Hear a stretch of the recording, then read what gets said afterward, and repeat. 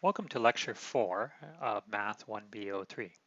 In today's lecture, we'll be looking at vector equations based upon Section 1.3 of the textbook. Today's lecture has three important topics. We're going to introduce vectors in Rn, we're going to introduce linear combinations of vectors, and we're going to introduce the span. All of these topics are topics that will reappear multiple times in this course. Our first topic for today is vectors in Rn. So what is a vector? So let's give the definition. So a matrix with one column is a column vector, or simply a vector.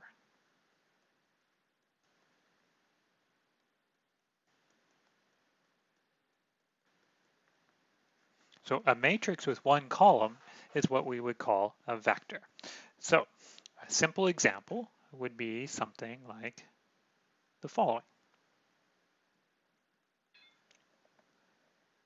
Take my vector u, and we're going to write a matrix with one column with 3 and 4 in the column, and we're usually denote a vector by a letter, and we put a little arrow on the top to denote that it's a vector.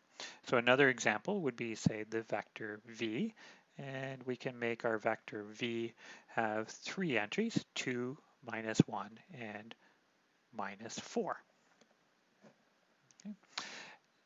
An important notion for this course is Rn. Now, Rn is the set of all vectors that have n entries. So you want to think of a matrix with one column that has n entries, or n rows, where each of the entries belong to the real numbers. Okay. This is commonly called n space. And so this is one, just to repeat what I just said, these are all vectors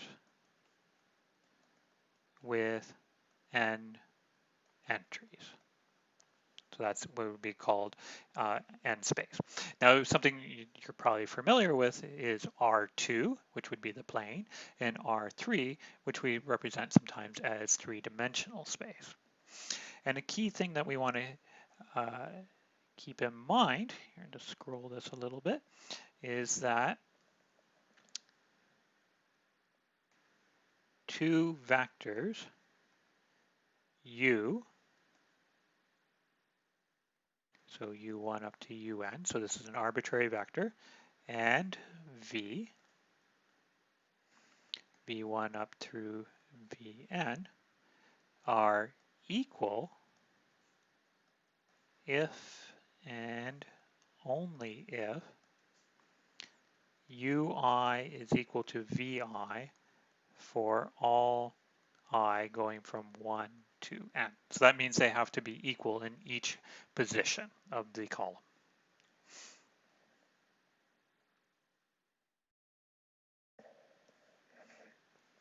Now, once we have the notion of vectors, we want to skip to the page there. Once we have the notion of vectors, we want to be able to do something with these vectors. And so in particular, we want to be able to combine them in a prescribed manner in order to make new vectors. So there are two basic operations on vectors in Rn. The first operation is what's called vector addition. And the way vector addition works is you take two vectors of the same size, so they have the same number of rows, and to add them, we do it component-wise. What that means is we take the first entry in both of them, and we add them together to get the new entry of the new column. The scalar multiplication is the second operation, and what happens there is we have a column, or a column vector, and we have a real number c. So c is a real number, and what we're doing is we're multiplying each of the entries in the vector by c, and so that would be scalar multiplication. So let me give you an example of this. let's say I have my vector u being 3, 4, and my vector v being 2, 3, then we can add my two vectors as follows. So we have the vector 3, 4 plus the vector 2, 3, and we do component-wise addition. So 3 plus 2 gives me the first entry. 4 plus 3 gives me the second entry. So u plus v is 5, 7. Now if I were to do scalar multiplication, let's say I take the number 6 and multiply my vector u. So I'm taking the vector 3, 4, multiplying it by 6. I'm multiplying each entry in the vector by 6. So we have 18, 24. An important special vector in Rn is the 0 vector. So the 0 vector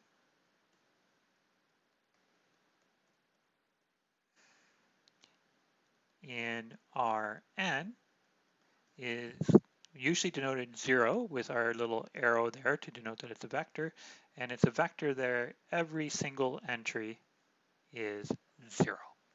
Okay. So we have two operations on Rn, vector addition and scalar multiplication, and what we would like to know is, well, what sort of properties do these operations have? How do these two operations combine with themselves and with each other?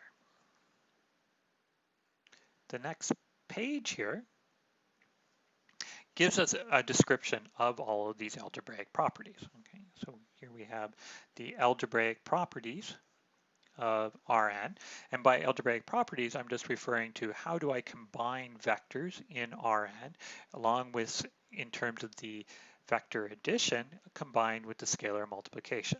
So let's quickly run through all of these properties. Okay. For all vectors u and v in w in Rn and c and d in Rn, the first one says that it doesn't matter in which order you add the two vectors together. If I take u and v, I'll get the same answer as if I were to take v and u. The second condition tells me that when I do vector addition, I have an associative property. So what that means is if I have three things, if I first added v and w and then added u, it would be the exact same thing as if I had decided to first add u and v and then add w. The third condition tells me how the vector, any vector u, interacts with the 0 vector. So if I take any vector u and add it to the 0 vector, which is the same thing as 0 adding to the vector itself, you're just going to get back the vector itself. So the name 0 vector is a good name because it behaves like the 0 that you're used to in the real numbers or the integers. The next condition tells me that u plus its negative. What is negative of it? Well, that means the vector that you get by multiplying each of the entries by -1 will give you the 0 vector. So this is kind of the Rn version of the fact that if I gave you the integer 3, I can add -3 to it to get back to 0. Conditions 5 through 8 here tell me how scalar vector addition interact with scalar multiplication. So the first one says that if I were to first take two vectors and add them together and multiply by a scalar, that's the same thing as first multiplying the vectors by the scalar and then adding them. Condition 6 tells me what happens if I first decide to take two scalars and add them and then scale my vector u, or I could have first scaled each vector individually by c and d and then added the resulting terms together. Condition 7 here tells me what happens if I'm doing a multiplication of two vectors. So I could either multiply my vector u by d first and then scale it by c again, or I could have first multiplied c and d together and then scaled my vector u. And in my 8th condition, it tells me how the number 1, real numbers, multiplied by any vector, just gives me back the vector itself.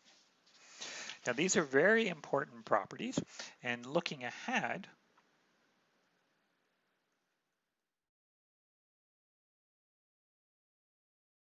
why this is important is because these particular properties imply that Rn